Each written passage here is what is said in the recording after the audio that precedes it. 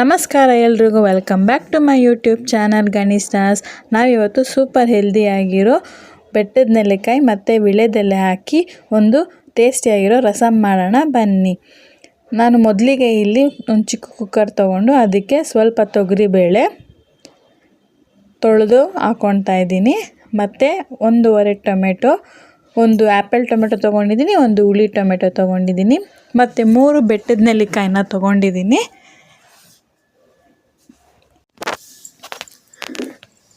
ಇದಕ್ಕೆ ಒಂದು ಚಿಟಿಕೆ ಅರಿಶಿನ ಹಾಕ್ಕೊಂಡು 1 ಸ್ಪೂನ್ ಎಣ್ಣೆ ಹಾಕ್ಕೊಂಡು ಒಂದು 2 ಕೂಗಿಸ್ಕೊಳ್ತಾ ಇದ್ದೀನಿ ನಾನಿವಾಗ.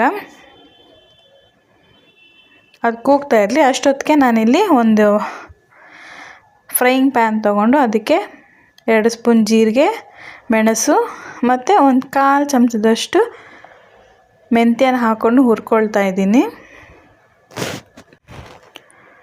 ಹುರ್ಕೊಂಡು ಇದನ್ನು ಪೌಡರ್ ಮಾಡ್ಕೋಬೇಕಾಗುತ್ತೆ ನಾವು.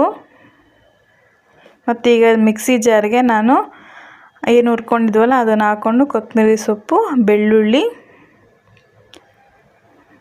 ಮತ್ತು ಹಸಿಮೆಣ್ಸಿನ್ಕಾಯಿ ನಮಗೆ ಖಾರ ಎಷ್ಟು ಬೇಕೋ ಅಷ್ಟು ಹಾಕ್ಕೊಂಡು, ಮತ್ತು ಅದಕ್ಕೆ ವಿಳೆದೆಲೆ 1-2ನ ಕಟ್ ಮಾಡಿ ಹಾಕ್ಕೊಳ್ತಾ ಇದ್ದೀನಿ. ಅದನ್ನು ತರಿಯಾಗಿ ಈ ಥರ ರುಬ್ಕೋಬೇಕಾಗುತ್ತೆ. ಒಂದು ಕಡೆ ಕುಕ್ಕರು ಕೂಗಿದೆ, ಬೆಂದಿದೆ ಎಲ್ಲ ನೋಡಿ. ಇವಾಗ ನಾನು ಟೊಮೆಟೊ ಮತ್ತು ಈ ಬೆಟ್ಟದ ನೆಲ್ಲಿಕಾಯಿ ಎಲ್ಲ ಏನಿದೆ ಅದನ್ನೆಲ್ಲ ನಾನು ರುಬ್ಕೊಳಕ್ಕೆ ಹಾಕ್ಕೊತೀನಿ.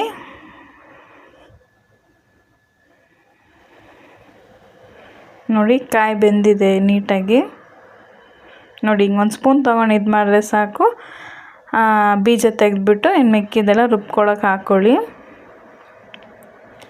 ಪೇಸ್ಟ್ ಮಾಡಿಕೊಂಡು ನಾವಿವಾಗ ರಸ ಒಗ್ಗರಣೆಗೆ ಹಾಕ್ಕೊಳ್ಳೋಣ. ಒಂದು ತಪ್ಪಲೆ ಇಟ್ಕೊಂಡು ಅದಕ್ಕೊಂದು ಸ್ವಲ್ಪ ಎಣ್ಣೆ ಹಾಕ್ಕೊಂಡು ಒಗ್ಗರಣೆಗೆ ಸಾಸಿವೆ,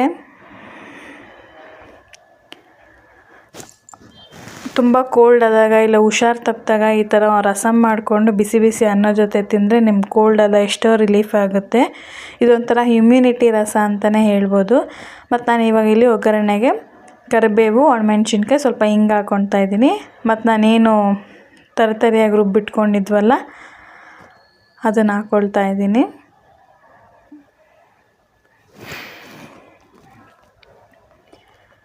ತುಂಬ ಟೇಸ್ಟಿಯಾಗಿರುತ್ತೆ ಈ ರಸ.